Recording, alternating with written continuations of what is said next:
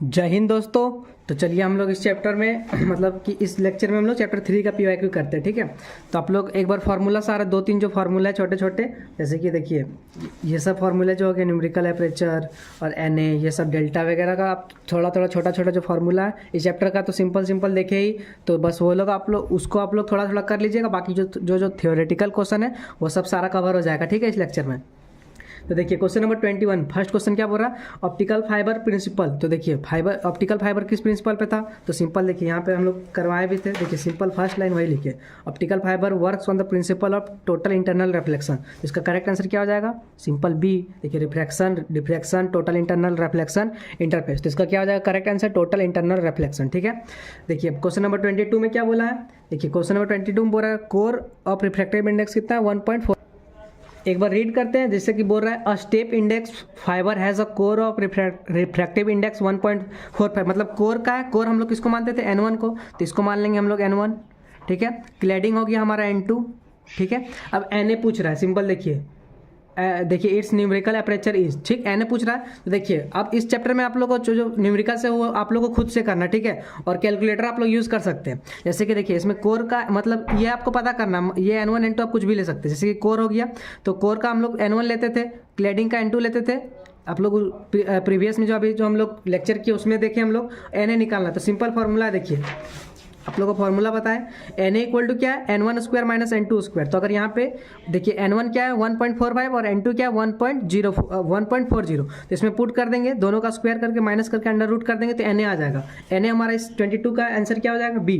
ठीक है, इस क्वेश्चन का आप लोग सॉरी इसका बी नहीं, इसका आंसर सी आएगा। ठीक है, एक बार आप लोग अच्छे से देख लीजिएगा, और अगर मैच ना करे, अगर गलत लगे तो आप लोग कमेंट में बता दीजिए कि कौन सा क्वेश्चन का आंसर क्या होगा। ठीक है, बट इसको आपको कैलकुलेट करना है। ठीक है, बस इसमें पुट कर देना, सिंपल। देखिए यार उतना मेहनत तब आप लोग को करना पड़ेगा ना। देखिए N1 स्क्वायर यहाँ से, N2 स्क्वायर यहाँ पे, ये N1 हो गया, ये N2 हो गया, पुट कर देंगे तो इतना आ जाएगा। ठीक है, और नहीं आएगा तो कमेंट में बताइएगा कि कौन सा ऑप्शन सही है, और अगर चारों मैच ना करे तो भी बताइएगा। ठीक है, चलिए अब नेक्स्ट क्वेश्चन देखिए 23 क्या बोल रहा है, 23 बोल रहा है टोटल इंटरनल रिफ्लेक्शन। ठीक है, तो सॉरी यहाँ पे 23 बोल रहा है हमारा क्या, हाँ टोटल इंटरनल रिफ्लेक्शन है, और यहाँ पे कंडीशन दिया हुआ है कि मतलब साइन थीटा। बट हम लोग PIR में क्या पढ़े हैं, वहाँ पे हम लोग देखिए पढ़े हैं, यहाँ पे देखिए स्नेल्स लॉ मतलब पूछ रहा है ये, जैसे मतलब वहाँ पे थीटा इक्वल टू 90 होगी। मतलब देखिए सिंपल आप लोग को देखिए दिखाते हैं, जैसे देखिए यहाँ पे N1/N2 है, साइन थीटा 2/साइन थीटा 1 है। तो यहाँ पे देखिए अगर वो TR पूछ रहा है मतलब यहाँ 90 हो जाएगा, तो यहाँ पे देखिए साइन थीटा यहाँ सिंपल देखिए ग्रेटर देन है और लेस देन है, तो सिंपल TR का कंडीशन क्या हो जाएगा, साइन थीटा इक्वल टू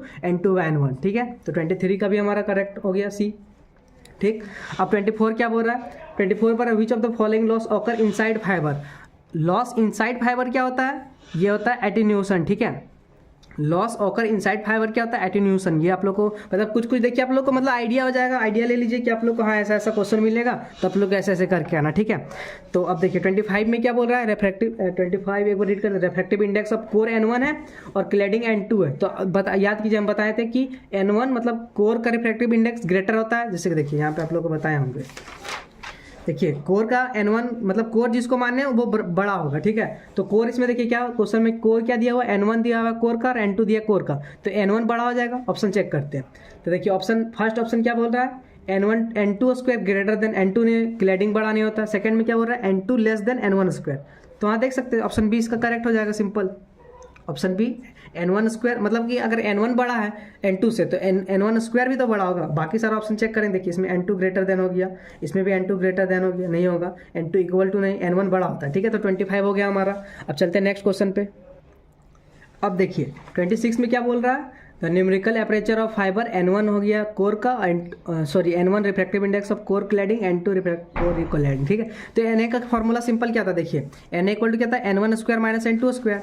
देखिए ऑप्शन ए में क्या N1 square minus N2 square, ये होगा कि नहीं, हाँ देखिए यही करेक्ट हो जाएगा, ये गलत हो जाएगा, N2 स्क्वायर नहीं होता N1। देखिए सिंपल लिखा हुआ है, Na इक्वल टू क्या है, N1 स्क्वायर है माइनस N2 स्क्वायर है, तो ये भी हो गया हमारा, ये N1 माइनस नहीं, ये तीनों गलत हो गया।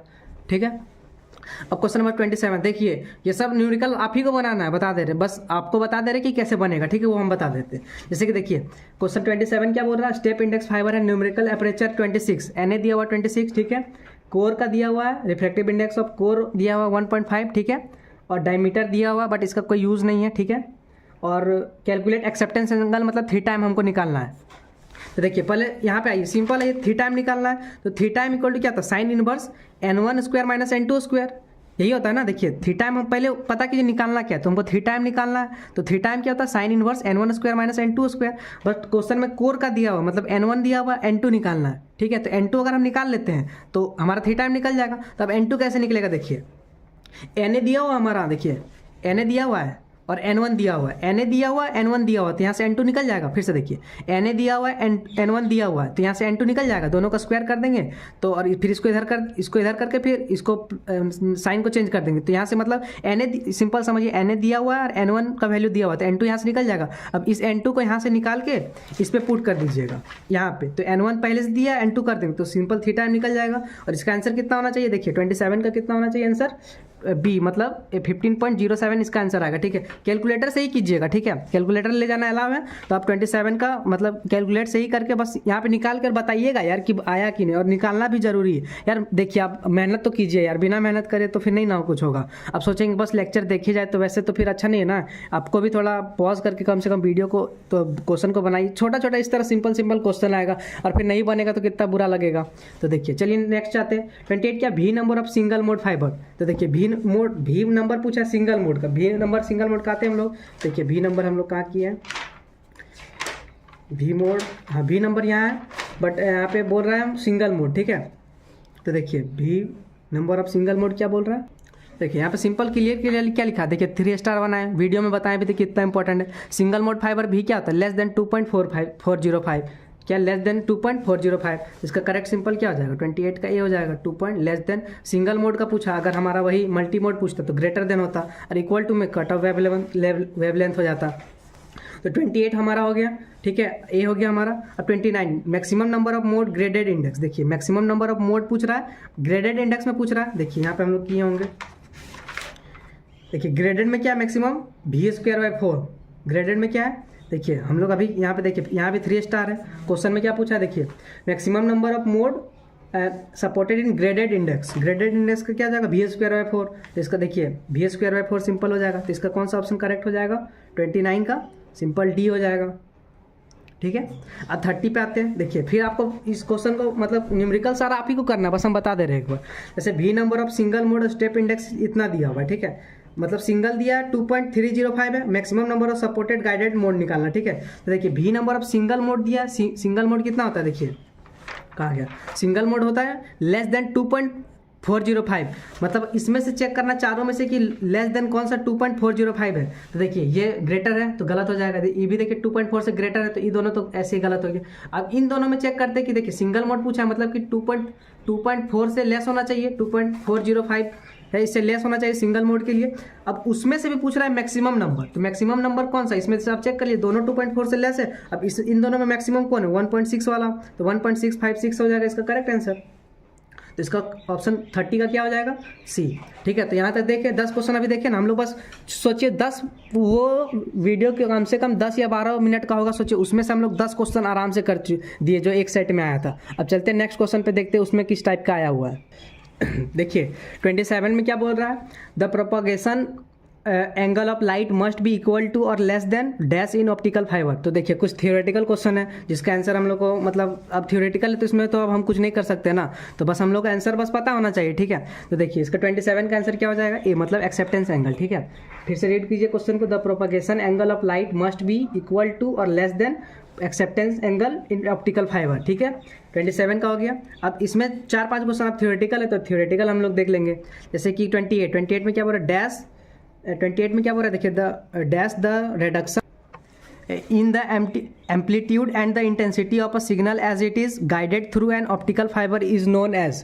तो इसका क्या हो जाएगा करेक्ट आंसर, देखिए ऑप्शन एक बार हम लोग रीड करते हैं, क्या, डिस्पर्जन, डिफ्रैक्शन, एटेन्यूशन एंड डिफ्यूजन। तो इसका करेक्ट क्या हो जाएगा 28 का, बी, एटेन्यूशन, ठीक है। Attenuation the reduction in the amplitude and intensity of signal, ठीक है। कुछ थियोरेटिकल है तो इसको अब हम लोग ऐसे ही देखेंगे। 29 में क्या बोल रहा है, which type of photonic crystal fiber exhibit its their similarity to the periodic crystalline lattice in a semiconductor। तो इसका देखिए ऑप्शन क्या है, inside guiding fibre, option B photonic band gap fibre, option C है both A and B and D है not. इसका correct क्या हो जाएगा, बी मतलब फोटोनिक बैंड गैप फाइबर इसका करेक्ट आंसर हो जाएगा। ठीक है, अब देखिए थ्योरेटिकल है तो फिर यार तो उसमें तो आप लोग को तो ऐसे ही करना पड़ेगा ना। देखिए 30 में क्या है, if a light travel in a certain medium and it gets reflected off an optically denser medium with high reflective index then it is regarded as, तो इसका क्या हो जाएगा बी मतलब इंटरनल रिफ्लेक्शन। ठीक है, तो 30 हो गया। तो देखिए अब हम लोग थ्योरेटिकल था, अब फिर से हम लोग का न्यूमेरिकल आएगा, तो न्यूमेरिकल हम लोग करेंगे। हाँ ठीक है, तो चलिए 31 में क्या बोल रहा है, the refractive index of core म्यू1 है। देखिए बताए थे n1 रहे चाहे n2 रहे चाहे म्यू1 रहे चाहे म्यू2 रहे, the refractive index of core म्यू1 एंड क्लैडिंग म्यू2 ऑफ द फाइबर, तो इसका क्या होना चाहिए, म्यू1 ग्रेटर होना चाहिए म्यू2 से। ठीक है, तो देखिए फर्स्ट ऑप्शन में क्या डिफरेंट, इक्वल, म्यू1 लेस देन, तो ये लेस देन तो नहीं होगा, इक्वल भी नहीं है, मतलब कि देखिए ग्रेटर है मतलब कि दोनों तो अलग अलग, जैसे मान के चलिए 5 ग्रेटर देन 4 है तो दोनों तो डिफरेंट है ना, तो इसीलिए देखिए अगर ग्रेटर देन सिंपल रहता कि म्यू1 ग्रेटर देन म्यू2, इसका करेक्ट ऑप्शन ये हो जाता, बट ये नहीं है। तो बट ग्रेटर तो है ना, ग्रेटर जैसे कि कोई भी दो नंबर ग्रेटर लेस देन रहता है तो वो तो आपस में डिफरेंट ही रहेगा ना। तो देखिए इक्वल तो है नहीं और म्यू1 लेस देन नहीं होता, म्यू1 मतलब कोर हमेशा ग्रेटर होता है म्यू2 से बताए थे, तो सिंपल इसका मतलब क्या हो जाएगा, डिफरेंट होता है, तो 31 का हो जाएगा। इसी तरह ए। अब 32 में देखिए क्या बोल रहा है, देखिए 32 में क्या बोल रहा है, the refractive index of a core म्यू1 एंड मतलब कोर का म्यू1 है, क्लैडिंग का म्यू2 ऑफ द फाइबर। देखिए कोर का दिया हुआ है म्यू1 का दिया हुआ है 1.50, क्लैडिंग का दिया 1.48, तो रिफ्रैक्टिव इंडेक्स निकाल, फ्रैक्शनल रिफ्रैक्टिव इंडेक्स मतलब डेल्टा निकालना। ठीक है, तो डेल्टा का फॉर्मूला याद कीजिए क्या था, देखिए डेल्टा इक्वल टू क्या है, कहाँ गया, डेल्टा इक्वल टू देखिए है n1 minus n2 by n1, तो हम लोग क्या करेंगे, n1 क्या है, n1 मतलब म्यू1, तो हम लोग करेंगे कैसे, देखिए 1.50 माइनस दिस, फिर माइनस, जैसे कि देखिए इसका फॉर्मूला था ना, देखिए यहाँ पे है फॉर्मूला हमारा delta equal to n1 minus n2 by n1, तो मतलब हम लोग ऐसे करेंगे 1.50 माइनस 1.48 डिवाइडेड बाई 1.50, तो इसको आपको सॉल्व करना है कैलकुलेटर से, तो इसका करेक्ट आंसर क्या हो जाएगा देख लीजिए। तो आप लोग इसको सॉल्व कर लेंगे, तो देखिए आपका ऑप्शन इसका क्या हो जाएगा 32 का हमारा आंसर ये आना चाहिए। ठीक है, तो मतलब ये सही है, ये 32 का ए करेक्ट हमारा सही है। ठीक है, अब 33 देखते, 33 में क्या, properties of optical fibre, option read करते क्या, देखिए ऑप्शन में क्या बोल रहा है, carry less data more susceptible to interface thicker than metal wires. Option B है carry more data more susceptible to interface thinner than metal wire. Option C क्या है, carry more data less susceptible to interface thinner than metal wires. Option D carry more data less susceptible to interface thicker than metal wires. तो इसका correct option क्या हो जाएगा 33 का सी। ठीक है, तो सी में क्या देख लीजिए, can carry more data less susceptible to interface thinner than metal wires. ठीक है, देखिए कुछ थ्योरेटिकल क्वेश्चन आप लोग बोले थे कि 5 क्वेश्चन तो न्यूमेरिकल रहेगा, न्यूमेरिकल तो आप लोग से फिक्स सारा बन जाएगा बस, अरे यार 2-3 तो फॉर्मूला है ही, तो ये तो न्यूमेरिकल तो बनना चाहिए। ठीक है, 33 हो गया। अब आते 34 क्या बोल रहा है, the refractive index of A core का क्या दिया हुआ है म्यू1, ठीक है, क्लैडिंग का म्यू2, मतलब कोर दिया हुआ हमारा दिस एंड क्लैडिंग दिया हुआ दिस। ठीक है, हमको निकालना साइन थीटा, मतलब ये साइन थीटा है, मतलब एक्सेप्टेंस एंगल साइन थीटा मतलब ये निकालना है, तो क्या होता है इसका फॉर्मूला, देखिए यहाँ पे सिंपल फॉर्मूला है, sine theta m equal to क्या है, यहाँ पे देखिए थीटा एम इक्वल टू तो साइन इनवर्स दिस, तो यहाँ पे साइन थीटा का यहाँ पे पूछा ही है, क्या पूछा है देखिए कहाँ गया क्वेश्चन, साइन थीटा का वैल्यू पूछा, तो साइन थीटा का वैल्यू क्या हो जाएगा, नहीं मतलब हाँ यहाँ पे वही पूछा है, क्वेश्चन नंबर 30 में पूछ रहा है कि कहाँ गया question, then value of sine theta है, साइन थीटा यहाँ पे सिंपल हो जाएगा, साइन थीटा एम हो जाएगा, यहाँ पे बस ए लिख देना, n1 square minus n2 square, मतलब कि 1.62 का स्क्वायर माइनस 1.52 का स्क्वायर का अंडर रूट कर देंगे, तो हमारा इसका याद, इसको सॉल्व करना आप लोग, देखिए न्यूमेरिकल्स आप लोग को ही सारा सॉल्व करना, बस फॉर्मूला हम बता दे रहे हैं और कैसे करना वो भी बता दे रहे हैं। ठीक है, तो इसका आप लोग सॉल्व करेंगे तो इसका आ जाएगा ए हमारा 0.56। ठीक है, अब आते हैं 35 पे, 35 क्या बोल रहा है, मतलब देखिए एक बार रीड करते हैं हम लोग 35 में क्या बोल रहा है, the acceptance angle is given by dash where म्यू1 एंड म्यू2 refractive index of core and fibre. ठीक है, कोर एंड क्लैडिंग, मतलब म्यू1 है हमारा कोर एंड म्यू2 हमारा क्लैडिंग, तो क्या होता है इसका एक्सेप्टेंस एंगल, सिंपल होता है कि नहीं, देखिए इसका सिंपल फॉर्मूला था, कहाँ गया देखिए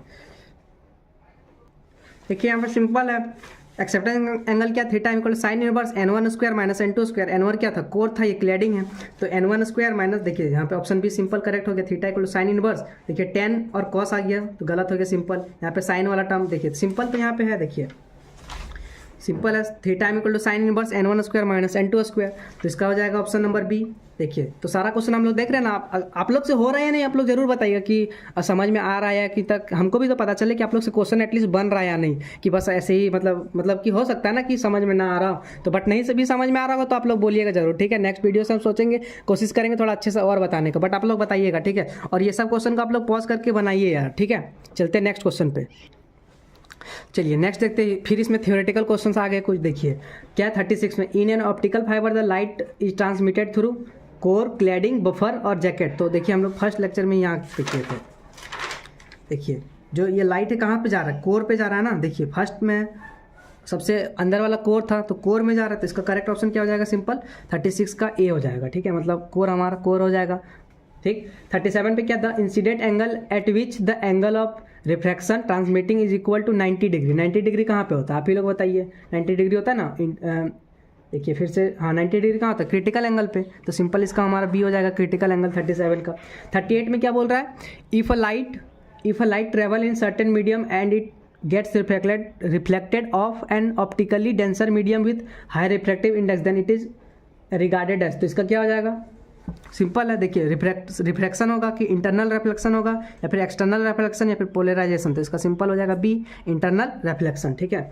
फिर बोल रहे हैं थ्योरेटिकल क्वेश्चन आप लोग को एक बार देखना है, फिर मतलब कि आप लोग को कुछ तो याद रखना पड़ेगा ना। देखिए 39 में रीड करते, three classes of optical fibres are, number 1 display multimode fibre, display monomode fibre, and third display index multimode fibre.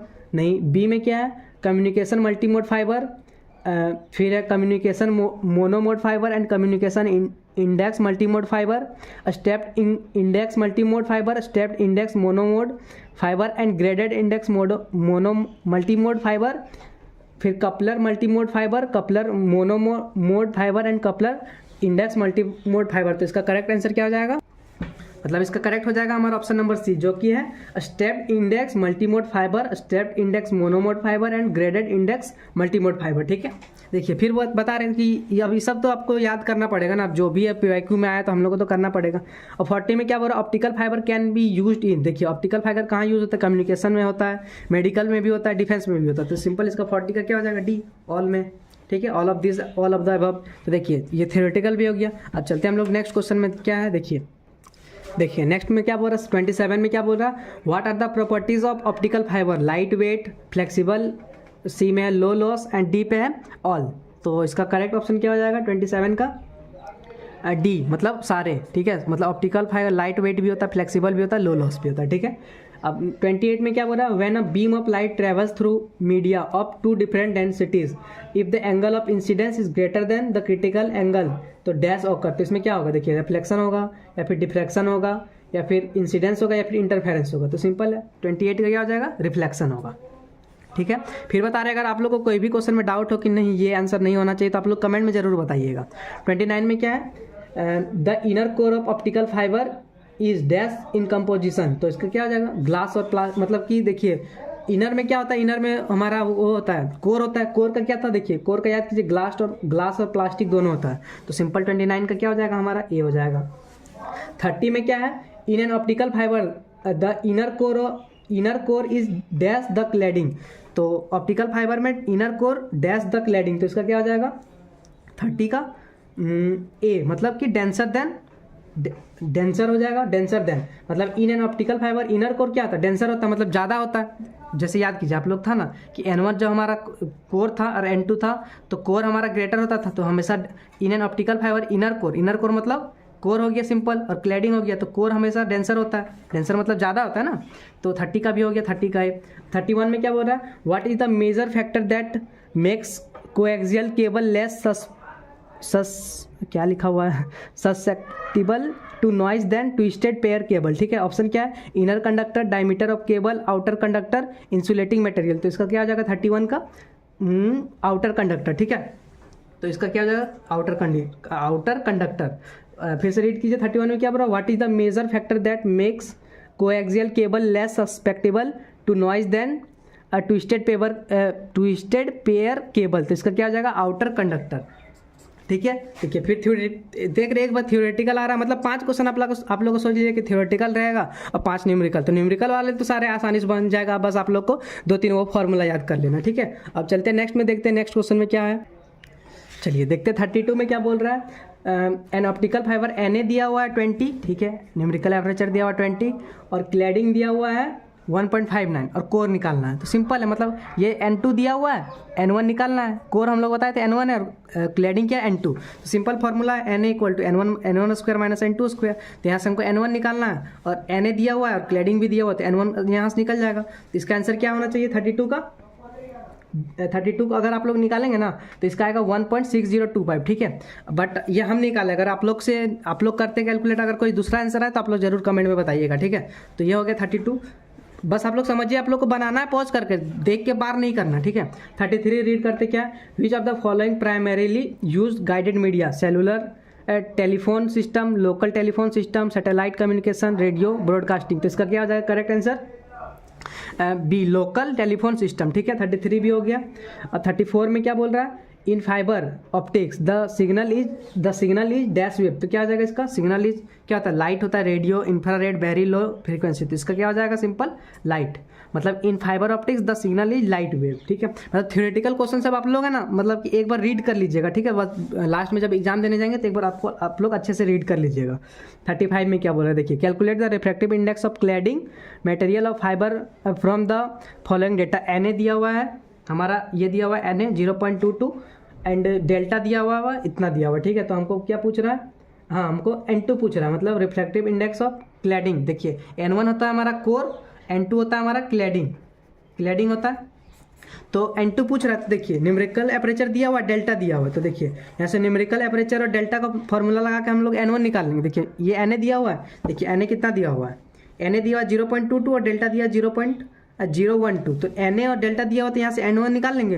अब N1 निकाल लेंगे और Na भी दिया हुआ, देखिए Na दिया हुआ है और N1 को फिर यहाँ से N1 निकाले, N1 को इसमें पुट करके N2 निकाल लेंगे, तो यहाँ पे N2 भी निकल जाएगा। तो देखिए 35 का क्या आएगा आंसर हमारा, इसको जब N2 निकालेंगे तो इसका आना चाहिए हमारा 1.424, ठीक है। आप लोग कैलकुलेट कीजिएगा, आप लोग बताइएगा कि आप लोग का मैच कर रहा है या नहीं, ठीक है। तो हम लोग चलते हैं नेक्स्ट में क्या है देखते हैं। देखिए 36 में क्या बोल रहा है कि light is confined within the core of a simple optical fibre by refraction, total internal reflection none of this. तो उसका करेक्ट क्या हो जाएगा हमारा, सिम बी हो जाएगा हमारा, टोटल इंटरनल रिफ्लेक्शन। फिर बता रहे थ्योरेटिकल को हम लोग को बस आप लोग एक बार देख लेना, समझ लेना, ठीक है। 37 में क्या बोल रहा है, the numerical aperture of an optical fibre depends on, किस में डिपेंड करता है, कोर पे डिपेंड करता है, क्रिटिकल एंगल पे करता है, बोथ A एंड B पे करता है, नन ऑफ दिस। तो न्यूमेरिकल एपरेचर देखे हम लोग क्रिटिकल पे भी करता था और कोर पे भी करता था। तो 37 का क्या हो जाएगा हमारा, C हो जाएगा, मतलब बोथ A एंड B हो जाएगा। 38 में क्या बोल रहा है, in the structure of a fibre which component provides additional strength and prevents the fibre from any damage. तो देखिए कोर है, क्लैडिंग, बफर और नन ऑफ दिस। तो मतलब कि जैसे देखिए कोर पहले हो गया, उसके बाद क्लैडिंग हो गया, उसके बाद बफर कोटिंग था, जो कवर हम लोग बोलते थे, या फिर बफर कोटिंग हो गया, जो भी।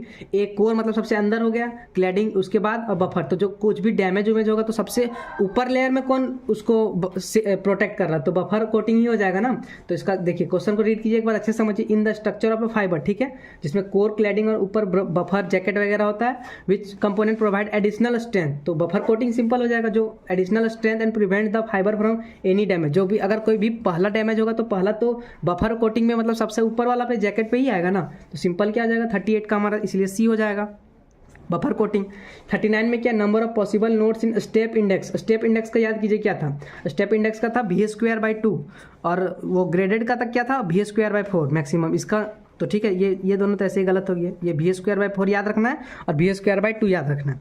40 क्या बोल, acceptance angle is defined as the, acceptance angle is defined as the dash angle of incidence at the end face of an optical fiber for which the ray can be propagated in the optical fiber, maximum, minimum, either A और B और none of the above। तो इसका क्या हो जाएगा correct answer maximum. मतलब देखिए फिर से रीड कीजिए, acceptance angle is defined as the maximum angle of incidence at the end face of an optical fibre for which the ray can be propagated in the optical fibre, ठीक है। तो देखिए 40 तक हो गया हमारा। अब चलते हैं नेक्स्ट क्वेश्चन में क्या है देखते हैं फिर से। तो देखिए 11 में क्या बोल रहा है, in an optical fibre relation between refractive index of core और क्लैडिंग। तो कोर हमेशा ग्रेटर होता है, मतलब N1 कोर हो गया और N2, तो ये रिलेशन होना चाहिए। देखिए ये गलत हो गया, N1 ग्रेटर देन N2, तो ये हो जाएगा हमारा करेक्ट आंसर। ठीक है, देखिए कोर और क्लैडिंग से सिंपल रिलेशन पे इसका कितना क्वेश्चन पूछा, 3-4 क्वेश्चन होगा चुका अभी तक। 12 में क्या है, in an optical fibre light is guided by means of diffraction, interference, total internal reflection, polarisation. देखिए ये क्वेश्चन भी मैच कर रहा है, तो इसका हम लोग किए थे क्या था, टोटल इंटरनल रिफ्लेक्शन। 13 में क्या बोल रहा है, core of an optical fibre is made up of transparent rod of clear plastic or glass, aluminium, copper, none of this. तो क्या आ जाएगा 13 का ए, मतलब क्लियर प्लास्टिक और ग्लास। ठीक है, 14 क्या बोल रहा है, angle of acceptance is maximum for a filter when A the critical angle is minimum, the critical angle is maximum, critical angle is zero, the critical angle is negative. Question read करते हैं, angle of acceptance is maximum for a filter. Maximum कब होता है, जब critical angle हमारा minimum होगा। ठीक है, तो ऑप्शन ए इसका करेक्ट हो गया। देखिए ठीक, अब हमारा लास्ट का कुछ क्वेश्चन बचे हुए हैं, देख लेते हैं वो सब को भी हम लोग। चलिए लास्ट के कुछ क्वेश्चन बचे हुए हम लोग कर लेते हैं उसको। जैसे कि देखिए 15 में क्या बोल रहा है, total internal reflection takes place when light travels from, तो देखिए ऑप्शन में क्या है, रेयर टू डेंसर मीडियम, या फिर air to glass, denser to rare medium, या फिर ग्लास टू एयर। तो क्या हो जाएगा इसका, denser to rare medium, B. ठीक है, करेक्ट हो गया। 16 में क्या बोल रहा है, numerical aperture of an optical fibre is equal to N1/2 delta. तो सिंपल ये तो N1 हम लोग कितना अभी कितना सारा हम लोग क्वेश्चन किए, तो यही हो जाएगा, बाकी सारा गलत हो जाएगा। 17 में क्या बोल रहा है, the numerical aperture of an optical fibre depends on core refractive index, critical angle, both A and B, none of this. देखिए ये क्वेश्चन भी हम लोग किए सेम टू सेम, तो इसका कोर पे भी डिपेंड करता है, या फिर क्लैडिंग रहता तो उस पर भी करता, और क्रिटिकल पे भी करता, तो बोथ हो जाएगा। 18 पे क्या बोल रहा है, in an optical fiber the propagation angle of light must be equal or less than acceptance angle, incidence angle, critical angle और refraction। तो क्या हो जाएगा 18 का सी, मतलब critical angle। ये क्वेश्चन भी हम लोग अभी किए कितना बार।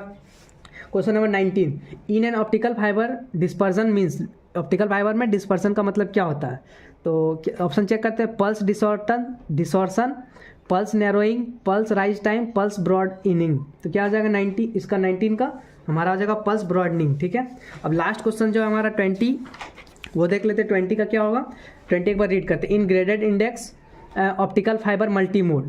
Option A, the refractive index of a core has constant value, B the refractive index of a core is equal to that of cladding, the refractive index of core decreases continuously between the axis and the cladding, none of this. तो क्या आ जाएगा इसका option number C, मतलब कि the reflective index of a core decreases continuously between the axis and the cladding. ठीक है, तो देखिए चैप्टर 3 भी हमारा कंप्लीट हो गया। तो अब आप लोग अच्छे से मेहनत कीजिए, और आप देखिए सारा क्वेश्चन मेन चीज़ क्या है कि पहला चीज़ हम क्या बताएं, मतलब मेरा मोटिव था कि आप लोग से मेन है कि क्वेश्चन बनना, आप लोग देख देख के बने, एक साइड नोट्स खोल के अगर आप लोग क्वेश्चन बना पा रहे हैं, मतलब कि मतलब हम लोग को आता है, मतलब उतना भी हम लोग वो नहीं है, समझे, आप लोग समझ ही रहे होंगे। तो वो नहीं, मेन चीज़ है कि हम लोग को क्वेश्चन बनना, अगर हम लोग से अगर फॉर्मूला देख के हम लोग क्वेश्चन बना रहे हैं, वही बहुत बड़ा बात है। तो एक बार हम लोग 3-4 फार्मूला उसको पढ़ लेंगे।